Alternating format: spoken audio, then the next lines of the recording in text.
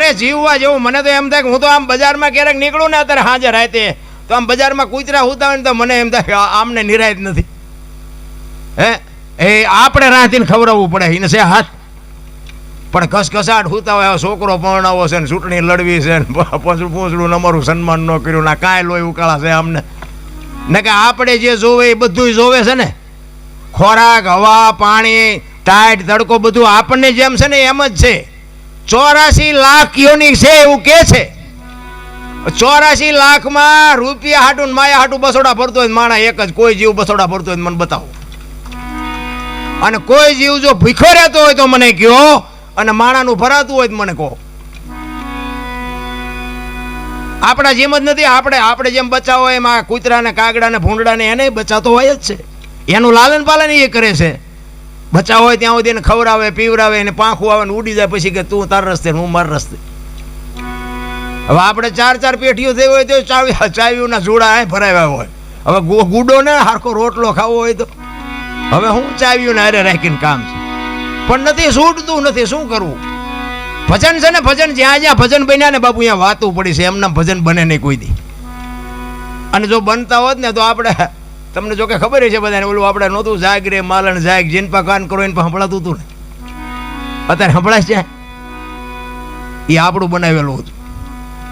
અને આ વાણી બાપુ છે ને હજારો વર્ષથી હાલી આવો, પછી 2 લાખનો કલાકાર હોય તોય ભલે, મારા જેવો હોય તોય ભલે. આ બાપુ અભાવો નથી આવતો. શું કામ? આ હોનું છે, આ ડાલડા નથી, સોખે સોખું છે એટલે અભાવો નથી આવતો. હજારો વર્ષથી વાણી હાલી આવે પણ બાપુ તમને હજી એમ થાય કે હજી સાંભળી. આનો અભાવો ન આવવાનું કારણ શું છે? આ સત્ય છે એટલે હાલે છે. નકર આ બાપુ આધુનિક યુગ છે, આ વિજ્ઞાનનો યુગ છે, આ દુનિયા નો હાલવા દે. પણ ભજન મેં કીધું એમ સમજી શકાય એવી બાબત નથી. એના માટે સદગુરુ, હું તમને એક દાખલો આપું કે ભોળાનાથનો દીકરો ગણપતિ અને ગણપતિનું માથું કે ભોળાનાથે કાપ્યું. આખી દુનિયાને ખબર છે, બધા જાણે છે. અને પછી કે હાથીનું લગાડ્યું. આપણે ફોટામાં જોઈએ, મૂર્તિમાં જોઈએ, હાથીનું હોય ને ગણપતિને માથું. તો હું એમ કહું છું ઓલું કાપ્યું ત્યાં જ નહીં પડ્યું હોય, હાથીનું શું કામ લગાડ્યું હોય છે? વિચારવા જેવું નથી લાગતું. અને માણાના શરીર પર હાથીનું માથું ફિટ થાય તમને જેમ લાગે, પણ છે સાચું. આપણી બુદ્ધિના ચકડા ગઈ ગયા એટલે નથી સમજાતું. નકર જે કાપ્યું હોય અહીંયા જ પડ્યું હોય તો હાથીનું કાપીને જો સોટાડી શકતો હોય ભોળો નાથ તો એ પડ્યું હોય ન સોટાડી શકે. આપણી સમજણ ઘટે છે રામ. અને આ સમજવા માટે જ સદગુરુની જરૂર પડે. હું તો આવા પ્રશ્નો તો બાપુ હારા હું અમુક સાધુ ભેગો બેહું ને, હું તો કેટલાય સાધુને ઘૂમરે નાખી દઉં કે બાપુ આ મને નથી સમજાતું, આનું આમ ચેમ છે. તો કે એ તો નહીં, મને નથી ખબર. હા, હું તો આમ હળવો કોઈ ન હોય ને તારે એમ એમનું નાક જાય એટલે એકલા બેઠા હોય ને તારે એમ કહું બાપુ આમાં સારું મને થોડુંક મૂંઝવે છે. એ કહેવાય જે હોય તું તારું કહીને શું આ કાદો ઉખાડીને તાર કામ છે. તો આપણને ખબર પડે કે તમે જાણો છો ઘણું. અરે રામ ડીંગો ડીંગ હાલે. અત્યારે ભક્તિનું છે ને ઓલી વાવણી કરે ને, વાવણી 3 પ્રકારની વાવણી થાય. ઊંડું જાય તો ન ઉગે, ઉપર પીડ્યું હોય તો ન ઉગે, બરોબર પીડ્યું હોય ઉગે. ખેડવું હોય ને ખબર હોય તો અમુક સાધુભાઈ આપણે છે ને હજી અહીંયા જઈને બેઠા ન હોય ને ત્યાં તો વાર્તા એવું મંડે કરવા. કૃષ્ણ આમ ને રામ આમ ને રામાયણ આમ, પૂછડું આમ, ઢુકડો આપણે એમ થાય કે ઉપર પીડ્યું ઉગે નહીં. અને અમુક બાપુને આપણે એમ કહે ને કે બાપુ આ એક પ્રશ્ન મૂંઝવાય ગયો ને કે ભાઈ આ બધી ગહન વાતું તમને ન ખબર પડે એટલે પછી મને ખબર પડી જાય કે આમનું ઊંડું જ્યું જાય ન ઉગે. તમે જુઓ તો અત્યારે બાપુ બોલે તો કોઈ વારો નથી આવવા દેતું. મને તો એટલી ખબર પડે કે માને અને બાપને જાળવી લ્યો, બાકી બધું ગાડું હાલવાનું છે. આપણે કંઈ હાંકી છે એવો કોઈ વ્યામ છે નહીં અને એવો વ્યામ રાખવો નહીં. એટલા માટે આજે વાણી છે ને એ સવા ભગતની પીપળી જોયું હશે, તમે બધા દર્શન કર્યા છે ને કોક દીક ન કર્યા હોય બધું જઈને કરજો. સવા ભગતે બાપુ એક પ્રજાપતિનો દીકરો કેવું ભજન કર્યું છે તમે આવીને જોવો તો તમને ખબર પડે. આ ધર્મની ધજાયો બાપુ. અને જો પોતાના રહી જાય અને એક વાણંદની દીકરી જબુમાં બાપુ કરી ગયા. જુઓ તમે આ દાખલો રહ્યો. આ 50 થી 60 વર્ષની વાત, બહુ લાંબા વર્ષ નથી બી આવી ગયા. ઈ બજાણાની જેલમાં બાપુ જબુમાં ને સવારામને પૂરે અને ઈ જબુમાં વાણી કરે કે ખૂટલ રે પોરો ને વધ્યો ખેત, દુનિયા બતાવે ડારો, મારા નાથ આ ભજનના માર્ગે ચડ્યા ઈ અમારો ગુનો. નરસિંહનું કામ કર્યું, મીરાનું કામ કર્યું. જો આજ મારો નાથ ન આવે તો તમને મને આ દુનિયા જીવવા દે હે? દીદી બાપુ હળાહળ કળિયુગમાં બજાણાની જેલના તાળા તોડ્યા હતા બાપુ. આ સવા ભગત આ તમે જુઓ તો 50 વર્ષની વાત, હળાહળ કળિયુગમાં. આપણને ભરોસો નથી. એ તો પછી હાકડીમાં આવીને પછી હનુમાન ચાલીસા ચાલુ કરી. હનુમાનને ન ખબર હોય ત્યાં દીકરા મારા આજ ચાલુ કરી. એ તો રોજ કરતા હોય તો એ સાંભળે.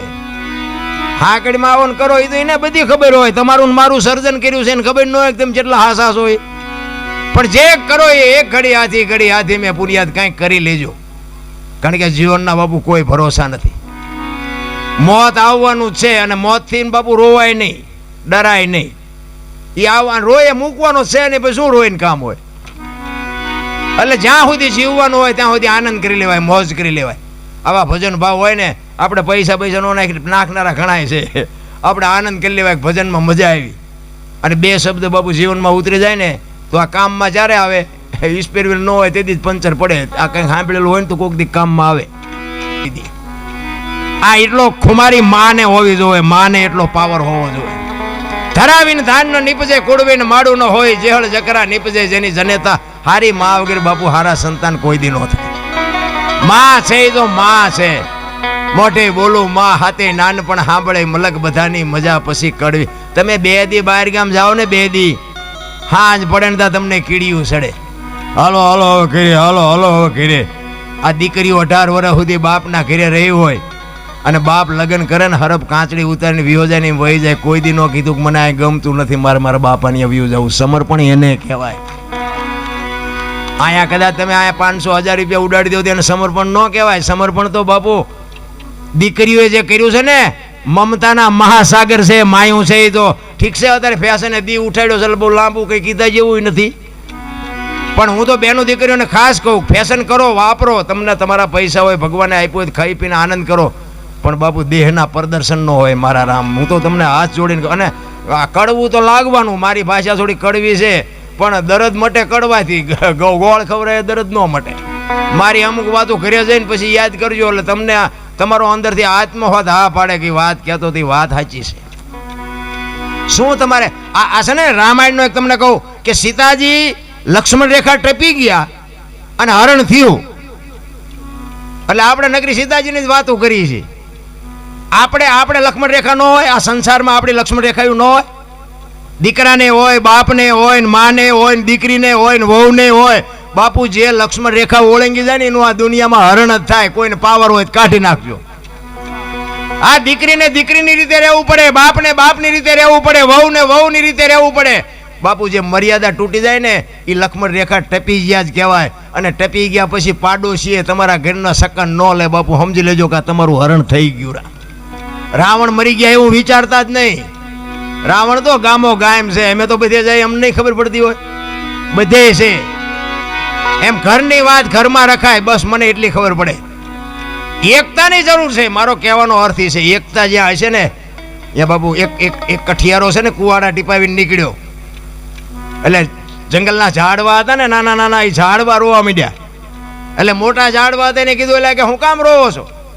એ કે ઓલો કઠિયારો કુવાડા ટીપાવી ગયો ને કે વહેલો મોડો આપણને કાપી નાખશે. તેથી વૃદ્ધ ઝાડવાએ બહુ સરસ જવાબ આપ્યો હતો ભાઈ. એ કે કઠિયારાની તાકાત નથી ને કુવાડાની તાકાત નથી, પણ માલપા હાથા આપણા હશે. જોજો હાથા ન થાવ તો કોઈ નહીં કાપી શકે. એમ કવાડામાં બાપુ હાથા લાકડાના હોય. નકરા કવાડા ગમે એમ મહેનત કરો તો ન કપાય. એમ આપણા કુટુંબમાં જેથી વિખવાદ જાગે ને તેથી અંદર ઉતરીને જોજો એકાદો હાથો આપણો હોય. નકર જો એકતા હોય તો કોઈની તાકાત નથી. કોઈ કુટુંબ સામું જોઈ શકે. પછી સમાજ કોઈ બી હોય, કોઈ બી સમાજ બાપુ એકતા હોય ને એની જ મજા છે. તમે આ રામાયણ તમે જોવો તો ખરા. રામ જેથી વનમાં ગયો ને તેથી અયોધ્યાની ગાદી બાકસના ખોખા ઘોડે રખડતી હતી. નોખી નોખી માયુના છોકરા હતા. બાપુ કેટલો રાગ છે વિચાર તો કરો.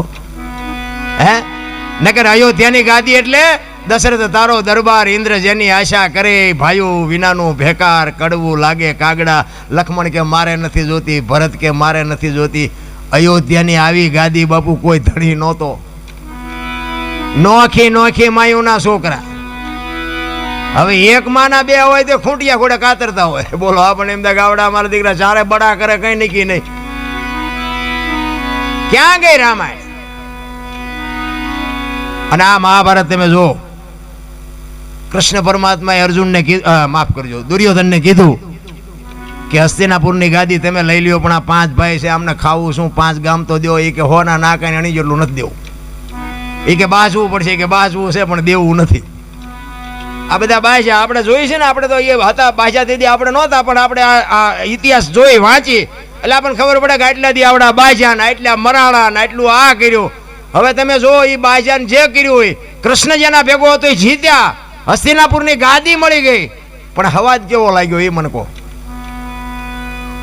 પછી પાંડવોને એમ થયું કરે આ કાકા ને બાપા ને ભાઈઓ ને આ બધાને મારીને હવે આ ગાદી આપણે ભોગવવાની. એ કે હાલો હવે એમાળે હાડગાળમાં ઝઘડામાં બાપુ હાથ થાય, મારો તોય ફાયદો નથી અને માર ખાવ તોય ફાયદો નથી. અને રામાયણ એમ કહે છે કે જેને જોઈ એને લઈ જાઓ બાપુ. રામાયણમાં કોઈ દી કંઈ ખૂટ્યું નહીં અને મહાભારતમાં કાંઈ વધ્યું નહીં.